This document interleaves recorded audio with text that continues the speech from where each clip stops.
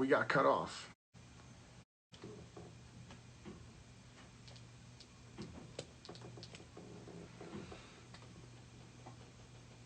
I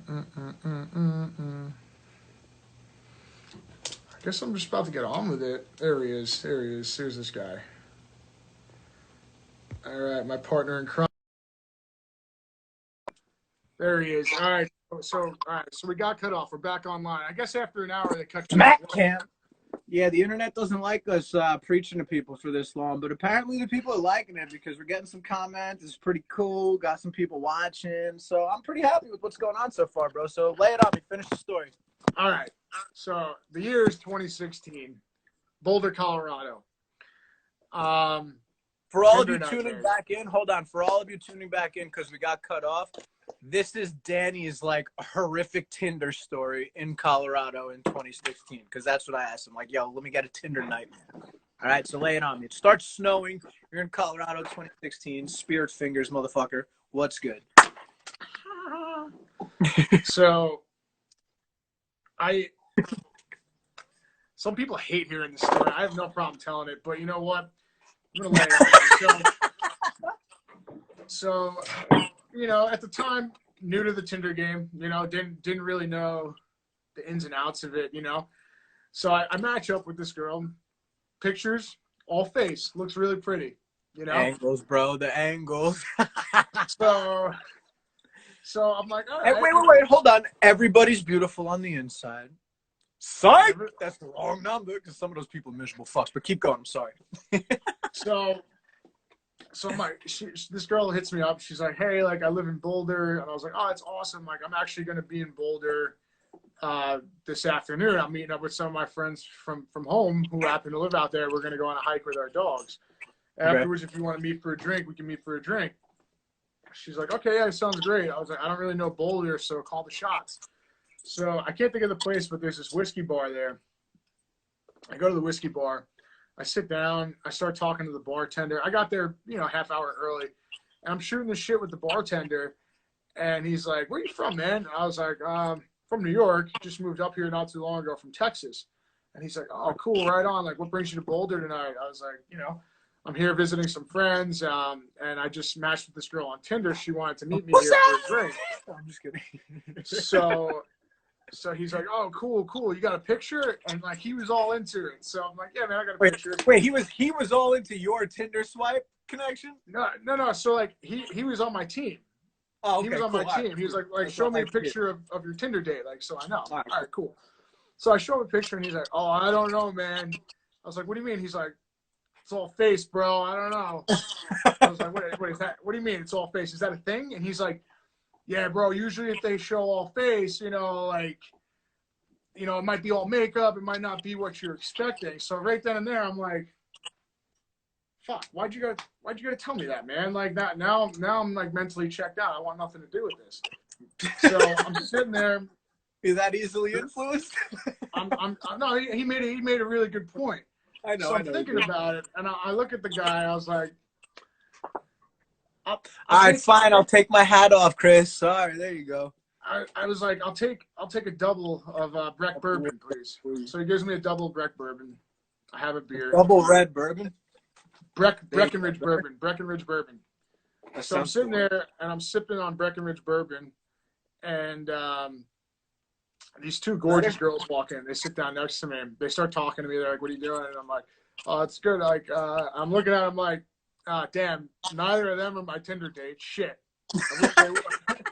So I'm shooting the shit with them. They're like, what are you doing here? I'm like, well, I'm actually waiting for a Tinder date. And the one girl's like, let me see a picture. I show her the picture. Same goddamn reaction. She's like, I don't know about that. I don't know about that. I was like, yo, when a girl tells you about another girl's angles, you got to take her word for it because she knows. So she says that to me, and I'm like, at that point, I slammed my drink down, and I'm like, fuck. All right. Like this. How am I going to play this? Now, the next person to walk into the bar was a blonde female. She was probably about 6'1". All right. You know, I don't mean to sound mean. Could have very well been a freaking linebacker. Okay. Yo, Urlacher then, bro. Yo, Urlacher. No, I'm just kidding. So That's so So she ruthless. sits I'm down. sorry. She sits down. No, so it's me closest to the door. These two beautiful girls, and then the linebacker sits Who happened? down. Wait, tell me the linebacker is your Tinder date. I don't mean to cut you off. Tell me Let me that's finish, bro. Shut up and let me finish. All right. So I'm sitting there, and I said to the bartender before she even walked in, I was like, "Listen, bro. If she walks in, like, don't say anything. I want to play it Joey. natural. What See up, what's bro? going on." And so she sits down. Bartender goes over to serve her. He's like, "Hey, how you doing? What's your name? Blah blah blah blah blah." And I hear her say her name. I'm like, "Oh, oh no!" And the bartender's like, "What can I get you?" He gets her a drink, and he sees that I'm like twiddling my empty glass in my hand. And he was a good bartender. I'm not gonna shit on him, but he immediately looks down the bar and fires at me. He goes, "Danny boy, you need a refill?" And I was like, mm, mm, and the girl pops up. She goes, Me "Danny?" too. And I was like, "Hey, Christine, how you doing?" And she was like, "Oh, yeah, I'm so excited to meet you." And I'm like looking up at this girl. I'm like, "What the fuck?" And I look at the bartender. I look Well, I'm down. sure she was such a nice person and beautiful in her own ways. Listen, But listen to me. Tinder is not Listen to about me. that. That's a Listen to superficial shit. me. I'm I pulled listening. the 50 out. I threw the 50 on the bar. I said, "Buy her a drink. I gotta go." And she's like, "What do you mean you gotta go?" I was like, "I'm really sorry, but I can't stand being tricked and played a fool. False advertising is not cool. Have a good day." And I walked right the hell out of there. And the two girls that were sitting next to me, the one girl goes, "Oh shit," as I'm walking out. And the bartender turns around. He's like, "I'm sorry, dude." And I was like, "I'm not. I gotta go." So that might have been one of my worst moments going on a Tinder nightmare. Yeah, because I was like, uh, I got I gotta go. Yeah, Yo, what about bacon you, though? pasta and shit, so much fucking What about fun. what about you? Do you have any nightmares to share with everybody, or what? What's going on? I've got one. I've got like, well, Or what are honestly, you? I'm not a big What are you, Rico Suave, bro? You got all good Rico experiences Suave. with Tinder dates? Yo, Come it's on. man funny that you say that. My girl, yo, I don't want to use her last name, but Lauren, I doubt you're tuned in because you probably haven't talked in a while. But like, yo, if you see this, yo, Rico, what up? And she'd always be like, Suave. Back in the day, it snowed a lot, and we used to have two straws labeled Rico and Suave, and that was like who we were. Her and I, yeah, it's cool. We went to the same school together, kicked it. She's the dopest girl that fucking probably ever Noodles. did. That being said, my only Tinder like horrifying story. Listen, I don't like to do the swipe game. I'm real old school. I like to go to the bar, post up on the wall, pretend I'm the dopest dude in the club, and wait for some hot ass chick to come up to me and talk to me. Probably why every girl I've ever dated cheated on me, because they all fucking just see what they like somewhere and they're like, oh, let me go get that instead because that's better. So I should probably fix my game up. But I decided after the last chick, I was like, yo, let me get fucking Twitter. I was like, I'm not fucking hideous. I'm not real Tinder? good looking. Tinder? I'm like, yeah, the fucking stupid swipe shit like you're talking about. Like, superficial as fuck. Like, just put your good looking pictures up, get the angles. Like, yo, what up? Yeah, you look good. Let's meet up and fuck. Like, that's like sketchy shit, bro. That's how you get an STD. Anywho, my first 4 or 5 Tinder experiences went amazing. I take this one girl out, and like, this is the prettiest girl I'd ever met on Tinder who matched with me, and she initiated the conversation. Fool, I thought I was being catfished by my ex-girlfriend. I'm like, yo, this gotta be one of her friends.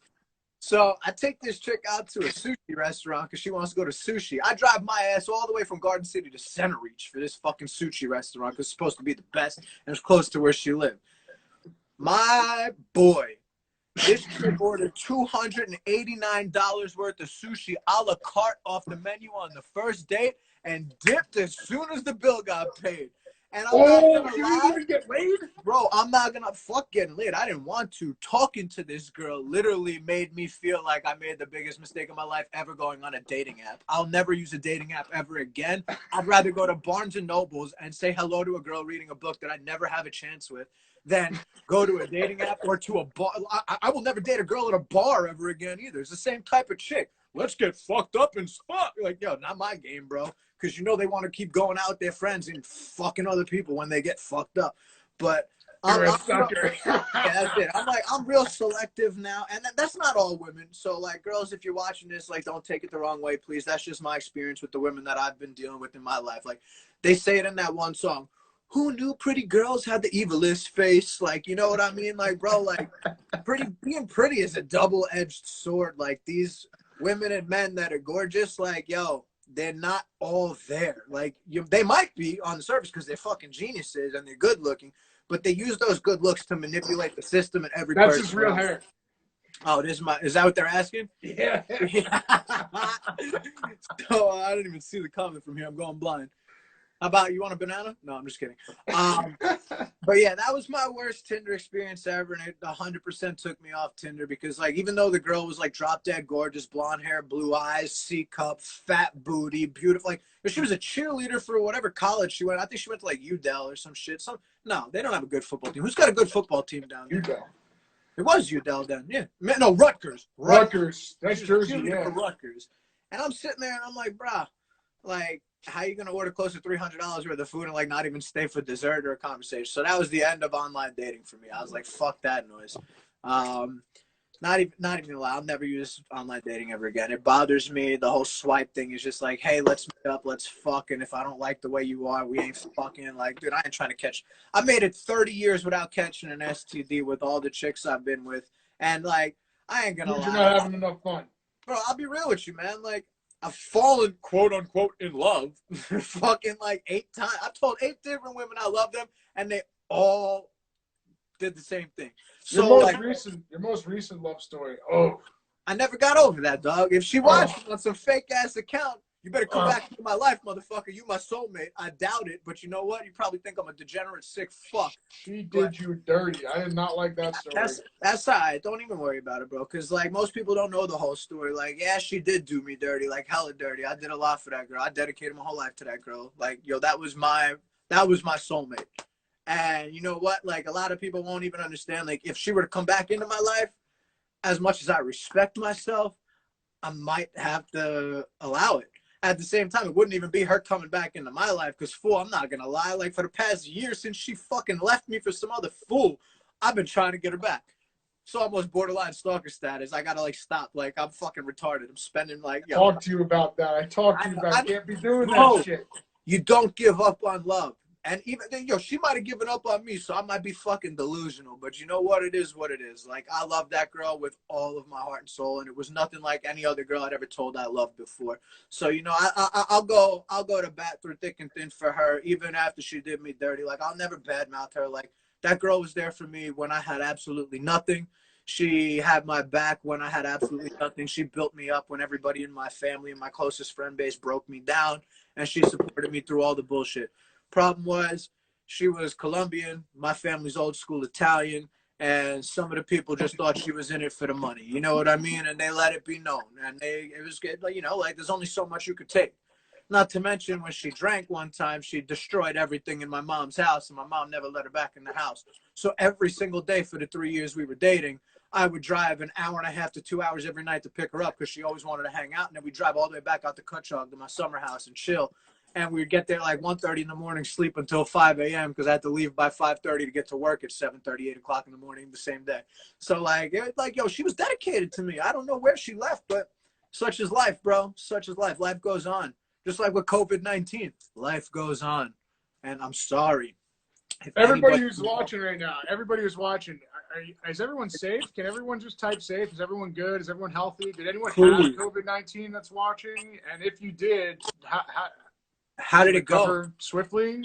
Like, I pray to God you and your family members are okay. Anybody? Like, if anybody out there lost a family member, I know some of my friends did this week. I'll say that sucks. Very because at this time in life, there's not even funerals right now. So if you went through that, or you know someone who went through that, wish you all the best. My grandfather's wife. My grandfather's wife. Yeah. So real quickly. Hey, what's up? So I was going to say, let it rock. Let it rock. I'm not even going to talk. Go. I think we kind of went, all right, good. Everyone's responding safe. That makes me happy. That makes me happy. Love you guys. Thanks for tuning in, everybody. For real. Thank you everyone for tuning in. I know tonight's episode was a little bit scattered. Shooks, that's right. Shook. Our girl Sarah Shukin had the virus. Yo, Shoot! What up, And Shoot's girl? recovered, and My she is favorite. healthy. Everybody give it up for Shoots. Yes, yes, yes, yes. Yeah, my girl. Oh, man. COVID-19 under the belt. Defeated. Yo. But so yeah, so